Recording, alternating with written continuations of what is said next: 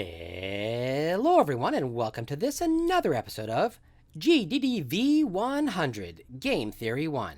My name is Kasanas.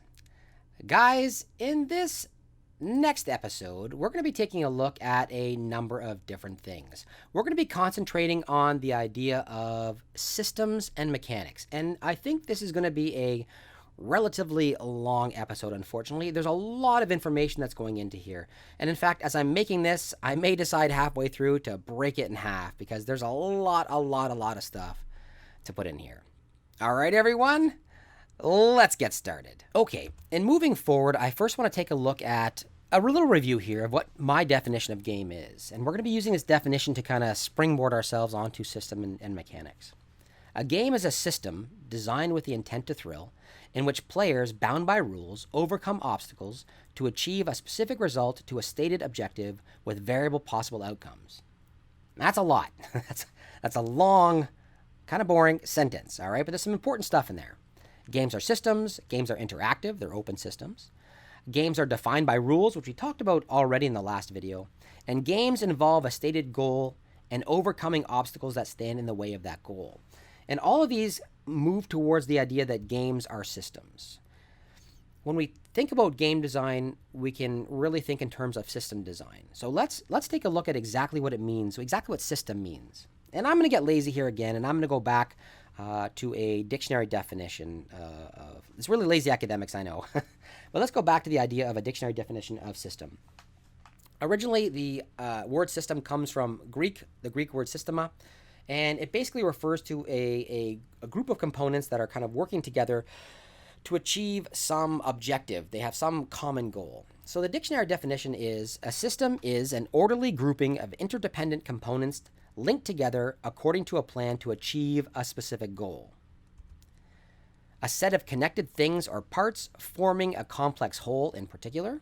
So it's something that's defined. There's a boundary associated with it, separating it from everything else.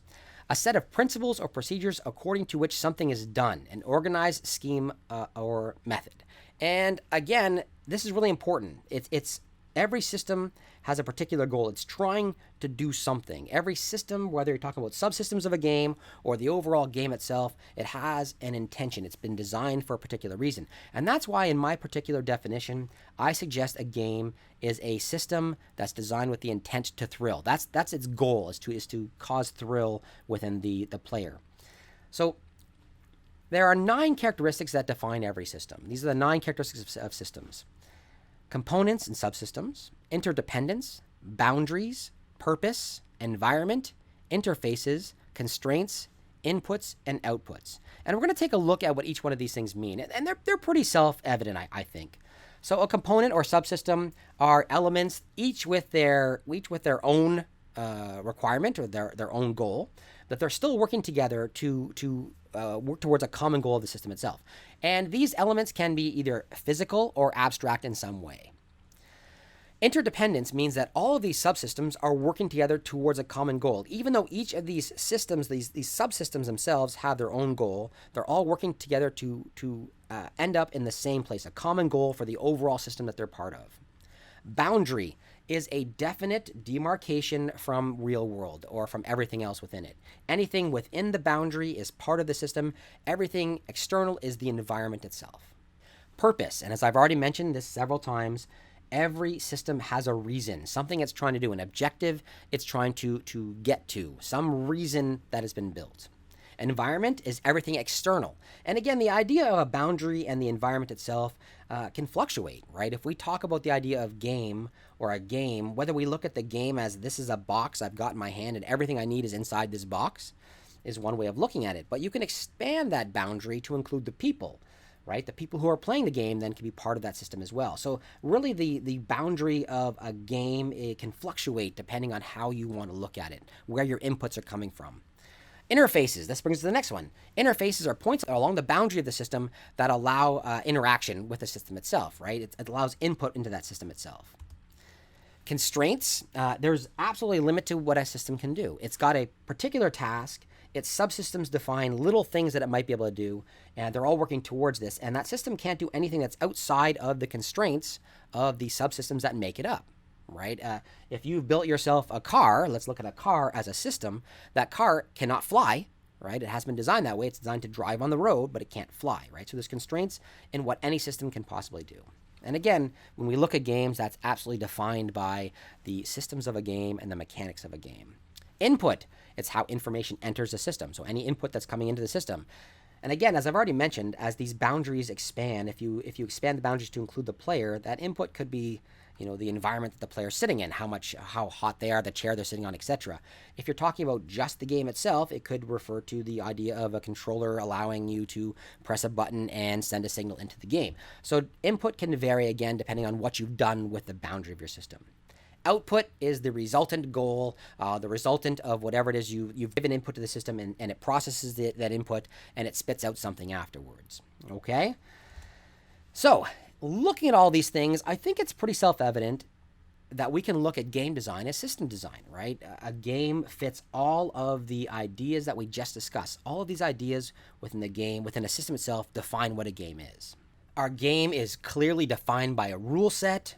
We allow our players to do input or have input into that system. They can interact with that system only through the subsystems that are available for the game itself.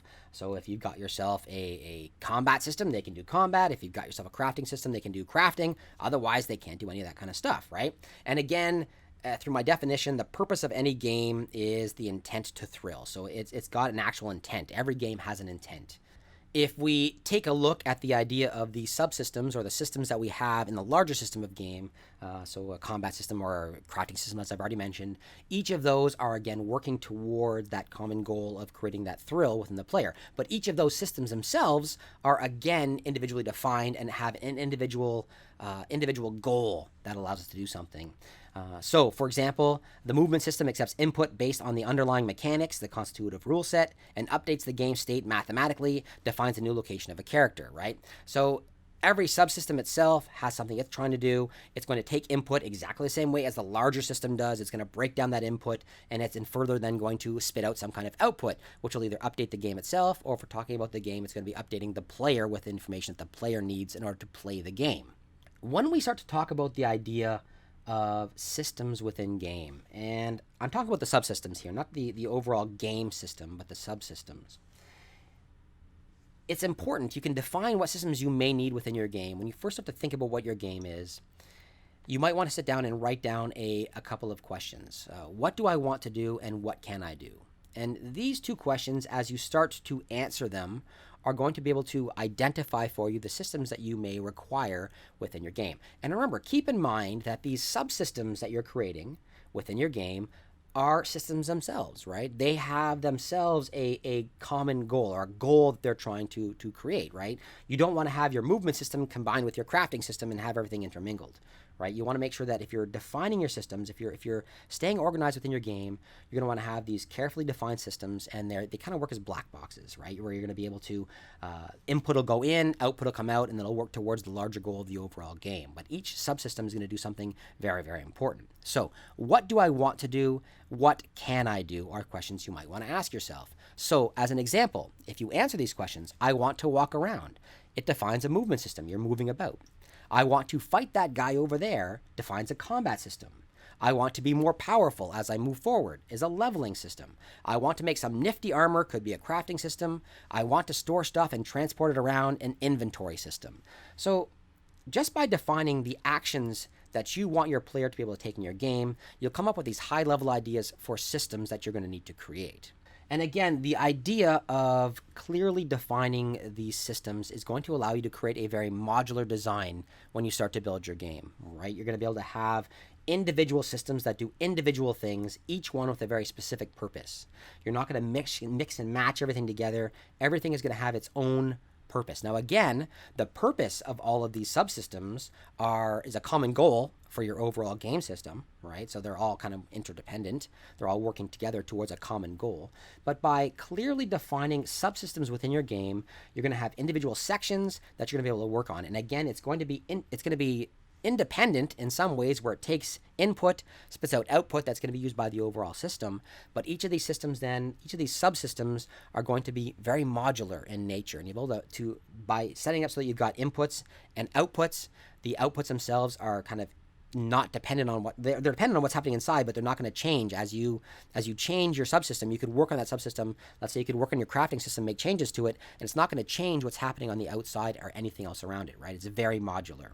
So when you start to think in terms of modularity within your game, it's really going to help you stay organized. Okay, let's go on to the idea of mechanics. Your systems are going to be made up of different mechanics, right? And let's talk about what a mechanic is. So let's talk about gameplay versus mechanics. And it's really important to differentiate between these ideas, that gameplay is not mechanics. And we're going to get into this much further. We're going to talk about an idea called mechanics, dynamics, and aesthetics later on. And when we talk about that in a future video, you'll understand really what the difference is. But again, if we just take a look at it in a little more technical terms here rather than breaking it up into the MDA. Gameplay are the operational rules, how we play our game, whereas mechanics are defined by the constitutive rules. It's the mathematical underlying or underpinning of your game, all right? If you just think about a basic game like Chutes and Ladders, the gameplay consists of rolling dice, moving your piece to a designated location. The numbers that come up on the dice are going to be ruled by the mechanics, right? There's only specific numbers that can be generated based on the dice you have, for example. A specific percentage chance of getting any particular die roll, and all this stuff is the mathematical underpinnings of your game. But if we take a look at mechanics, the mechanics are defined by how we move the piece. So, and I don't mean necessarily that, like I'm picking up my hand and I'm putting it over there. But as an example, with Chutes and Ladders, there are ladder and there are chute spaces. If a player lands on a ladder space, as an example, then the underlying mechanic is going to be that your location is equal to your current location plus x, defined by the length of this ladder, right? And x is going to have its own calculation, all right? Whereas the chute will be location minus x, all right? And that's going to define your new location. So we can see there's underlying calculation, an actual constitutive rule that's going to define precisely where your character is on the board. All right. Yes, we're not seeing those mechanics. Those mechanics are kind of invisible to us, right? We see the board itself, and our player lands on a ladder, and we just simply follow the line upwards, and we land on a particular location within the board. We don't do that calculation. That's all done for us. It's really invisible to us, right? The fact that it's based in mathematics is really invisible to us. We just follow what's on the board. We follow the gameplay itself. So as I already mentioned, that game mechanics are the underlying rules that define a player's interaction. And every game mechanic is a rule that governs a specific aspect of the game itself, right? It's going to define a particular rule. A dynamic game mechanic is one that is activated when a player performs a particular action. And we're going to talk about the idea of a loop later on. You do this, you update your idea, and you come back to the idea of what you're doing, and something's going to happen in between there. That was a really bad explanation, but I promise we're going to get into it much better later on. But that's the difference. A game mechanic itself might be something that's existing all the time, invisible to us. It's being calculated in the background or something like that. And a dynamic game mechanic is going to be an interaction that occurs based on a player's interaction of some kind, a player's input of some kind, and then it's updated automatically. So mechanics are invisible to the player. You as a designer, you as a developer understand exactly what the mechanic is. You've written the code that controls that mechanic. You've done the math that defines how you move across a board game. But the players themselves don't actually see these mechanics. They see the results of the mechanics, right? They put on their armor and they understand that, oh, I'm protected in some way from the swords that are hitting me, right? And if you're playing an RPG of some kind, you understand that putting on armor protects you. But you don't understand you don't necessarily have to see the exact calculation that's occurring. And don't get me wrong, I understand that there's lots of times when your players, if you've built a game, they're going to go in there and they're going to play the heck out of your game, and they're going to break it down to a precise spreadsheet and be able to give you the exact DPS that's occurring within your game, etc. Yes, so the mechanics might not remain invisible, but the mechanics are invisible to the player who's just playing the game, not reverse engineering it. The players who are reverse engineering it are going to see those mechanics. Anyway, whereas we said systems can be defined by what do I want to do and what can I do, mechanics really answer the question on how you can do those things, right? So you can see that your mechanics make up your systems. They define the rules of your system itself. So a really great example, it's not enough for you to say, I have an armor mechanic in my game, right? That's going to be enough for the players. And they're going to understand that if I have heavy armor, it's better than light armor and what have you. They're going to understand that. But as a developer, it's not enough to simply say, I have armor mechanic, right? You're going to have to be able to define that in some way. And it's not even enough to say, my armor protects me from attacks, because that's not a rule that can be written down. You can't define that rule. You can't develop that through code. You have to go deeper into it and understand. You have to answer the question, how? How does it protect me? So as an example, final damage equals initial damage times 0.5. So you are having the damage on this armor. That is a very specific rule, a very specific mechanic that can be coded in, all right? It's an unambiguous rule that governs the armor in the game. This is going to bring us to the idea of a core mechanic. So there are a lot of mechanics within your game, but there's something called the core mechanic. All right, let's talk about the idea of a core mechanic now, because this is a very, very important point. Understanding your core mechanic is going to make your game better. Let's take a look at how many of the other designers would define this. Many of the more important and smarter designers than me would define the idea of core mechanic. And these definitions are a little bit different with each one, so we're going to kind of take a look at the elements of each one. So according to Salen and Zimmerman, a core mechanic is the essential play activity that a player repeats again and again in a game. However, in many games, the core mechanic is a compound activity composed of a suite of actions. So that's really important. That's really important. The idea of a compound activity, that a mechanic itself might mean more than just one thing. So as an example, if we take a look at Mario, a Mario game, where the core mechanic is, you might assume it's jumping, right? It's jumping. But jumping goes further than just pressing a button and moving straight up in the air. Jumping also means I can move left to right, all right? So there's traversal involved in that mechanic as well. So it's not simply moving straight up in the air, the jump mechanic, it is the jump and traversal that's associated with that mechanic. So it could be a compound set of activities. So it might actually be like a number of mathematically defined mechanics that make up a core mechanic of some kind. Okay, let's take a look at Aki Jarvanen, and I hope I didn't screw that name up. I probably did. The possible, preferred, or encouraged means with which the player can interact with the game elements as she is trying to influence the game state at hand towards an attainment of a goal. So this suggests that there is a preferred method of doing things, or that the designer is encouraging the player to do things in a particular way. Again, that's what your core mechanic is, right? You're saying, this is how I'm expecting you to do it. This is what I expect you to do. And of course, there's lots of different things that a player might do to to get around that idea. But as a designer, you have this preferred idea, or this preferred mechanic that you're suggesting is the way to do things. Example, I'm going to kill my enemies in Mario by jumping on their heads. I'm using the jumping mechanic to be able to kill my enemies, as well as to traverse, etc. Manuel Sicart. A core mechanic are game mechanics repeatedly used by agents to achieve a systematically awarded end game state. Again, it's a repeating of the same mechanic over and over again. This is kind of the theme of what we're saying here. There's a preferred method. They're doing this over and over. The players are doing this over and over again. This is throughout the entire thing. So again, you might confuse this with the idea of core loop, which we'll talk about later on, the core loop of your game, which is equally important to the idea of the core mechanic. But for now, we're going to stay on the idea of core mechanic as opposed to core loop itself, just on a particular task or a particular thing that a player is doing over and over again. So it's really important to be able to identify precisely what the core mechanic of a game is. And it's important not to confuse this with a unique mechanic. It's not a unique mechanic. It is the core of the game itself.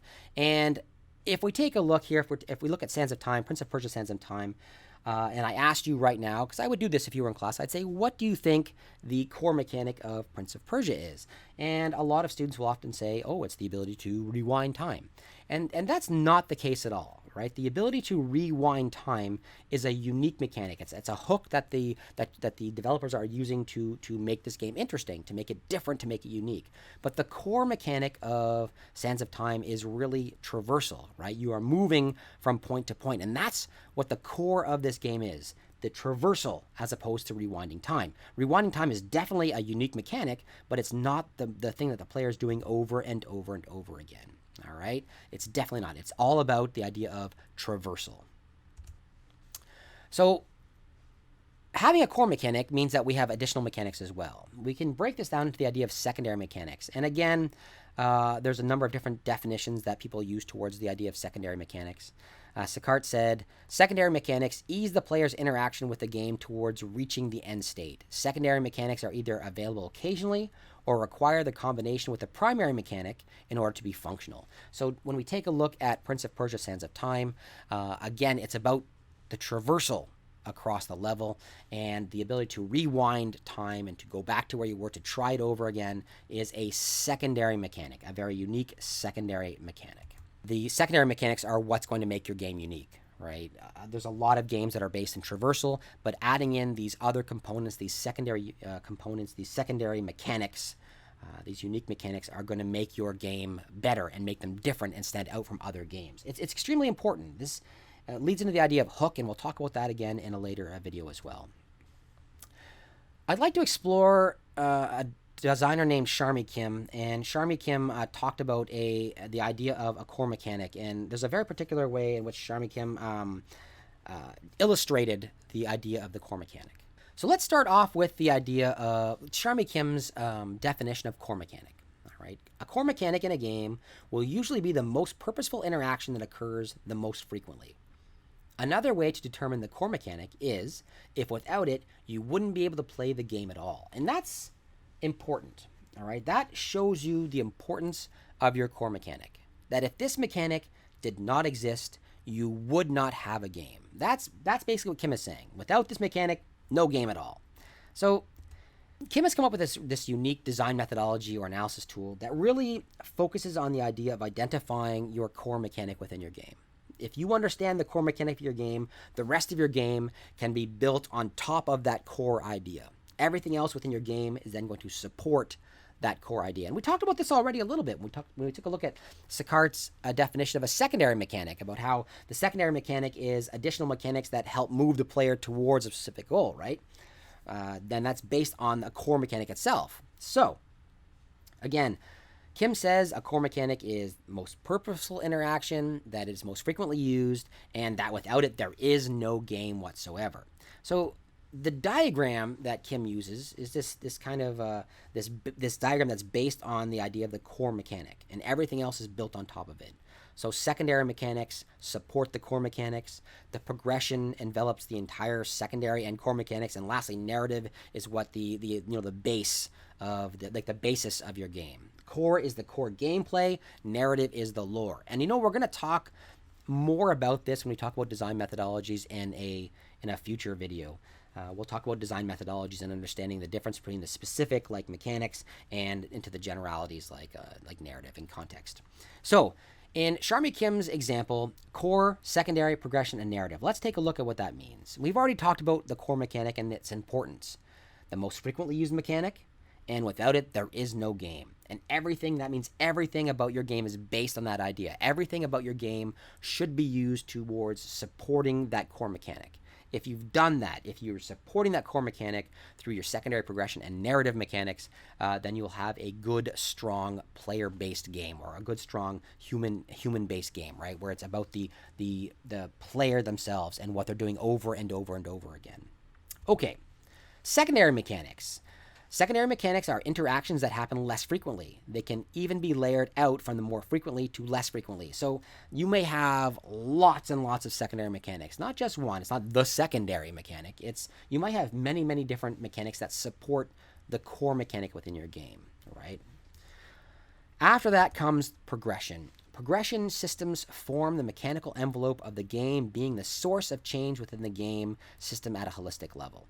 And basically, it's how the player is going to be moving through your level, or how they're going to be moving through your game. That's what the progression mechanics are. And lastly, the narrative layer is the outermost layer that puts all the inner layers within it into context. All right? It's the underlying lore of your game. It's the context of your game. It's understanding why these mechanics exist. It's putting everything into perspective for your player. And again, that general, larger narrative layer is going to make everything else make sense. Okay? So we have a layer-based approach here: core mechanic, secondary mechanic, progression mechanics, and narrative. And given these layers, we can easily identify games based on these ideas. If I tell you what is this game? If I say to you right now, what is this game? If you're in my class, I'd say, hey, what's this game? I'd show you this diagram and you'd tell me what it is. The core mechanic is jump. The secondary mechanics are to collect coins and remove enemies. How you move through the game itself, you accumulate lives by moving through the level. And lastly, the overall narrative is you are trying to save the princess. And if you're looking at this right now and you're saying, I know that game, it is Mario. That's exactly what it was, right? Obviously, we look at this and that makes a lot of sense to us. We can see it. Now, there's a couple of important things that Sharmi Kim said about Mario, and not only about Mario, but about the idea of secondary mechanics and the other layers supporting the core mechanics. The most effective games are ones where each layer complements the others.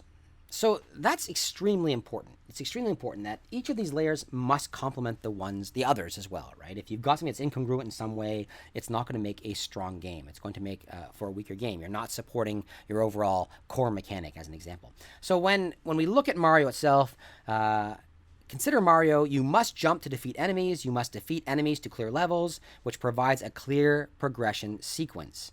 All right? Everything works with each other. Okay? Looking at it moving inwards, and now we're moving inwards from the narrative down. Looking at it moving inward, the contextual relationship is that our goal is to rescue the princess. To do that, we must complete the levels. To do that, we need to defeat enemies and overcome obstacles. And to do that, we must jump, forming a contextual model where each goal requires the application of the next mechanic down in the hierarchy to achieve, right? In order for us to do something, we have to do the thing below it as well. It's going to be supporting what's below it or above it, depending on which direction you're moving through this particular chart, right? We have to jump to defeat enemies. We have to jump to traverse the level. We have to traverse the level in order to progress through the game. And overall progression through the game will mean that we are going to save the princess. That's how this particular game works. Here's another example. The core mechanic is shooting. So shoot is the core mechanic. The secondary mechanic is to solve puzzles. And there's more than just that one, but the overall concept is to solve puzzles. The progression is to move through the levels. And lastly, the overall narrative is to escape the psychotic robot. And if you are looking at this right now and saying, well, that is Portals, then great, you got it. That's exactly what it is. And again, Portals is an excellent example of each layer supporting the one below it. And it's a unique combination of layers. Here's what Kim said. Innovation comes from having an unusual combination of layers. So Portals, as an example, when I talk about the idea of a shooter, or, if I suggest that Portals is a shooter, many of you might say, no, Portals is a puzzle game, right? And at its core, Portals is a shooting game. You are opening portals with your portal gun, and that is in turn allowing you to solve puzzles, right? The core mechanic is the use of your gun to create the portals, and those portals in turn allow you to solve the game itself, to solve the puzzles within the game, right? So at its core, we have ourselves a well-integrated puzzle game inside of a shooting game with a core mechanic of shooting, right? It's well integrated. It's not just stuffed in there like many other games where you're like running and then you have to reload your gun. You have to complete a mini game to reload your gun. That is adding a secondary mechanic that doesn't actually support in any way the overall gameplay, right? You're just kind of stuffing this idea in there. I have to complete this puzzle to reload my gun to be able to shoot again, all right? In Portals, it is integrated 100%. I have to shoot my gun, and I have to shoot my gun to solve these particular puzzles. Okay, awesome. And that's exactly what Kim said. The best games usually have a very strong core mechanic that is easy to grasp but provides room to expand upon. It also helps if the mechanic has a powerful meaning to it of its own. All right, and again, she presents shooting as an example. Truly fresh experiences often result from the innovation at the core of the game itself. So Portals itself is an innovation, right? It is a shooting game, but you shoot to solve puzzles rather than to shoot your enemies, etc. Awesome. That is going to bring us to the end of this idea, to the end of this particular video. And that was a lot. I think ultimately this is going to be a super long video, and I apologize. I threw a lot at you here, right? We went through the idea of systems and games of systems and how to create your subsystems and how to understand what your subsystems within your game should be based on what you want to do, right? So when you ask yourself, I want to do these things, you can define your systems or your subsystems. When we talk about individual ideas, we're talking about the idea of mechanics, and we talked about the idea of the core mechanic and how important the core mechanic is. Everything you do, your core mechanics, something you're repeating over and over again. Your players can be doing this 1,000 million times within your game. You want to make sure that that core mechanic is enjoyable, and you want to make sure that the rest of your mechanics, all your secondary and your progression mechanics and your narrative mechanics, if you're talking about Charmy Kim, all of these things support that idea, that core mechanic. All right, everyone, I hope you enjoyed that. I apologize that it was so long. Anyway, if you enjoyed it, let me know down below with a thumbs up, and if you didn't, a thumbs down is perfectly fine. I am making these videos for my students. It is the asynchronous portion of the class I'm teaching, GDDV 100 Game Theory 1. It is the initial introduction to game theory for my students at Centennial College. All right, guys, thumbs up, thumbs down, comments down below, and if you haven't done so, please take a few seconds to subscribe. Have yourselves a wonderful day, everyone.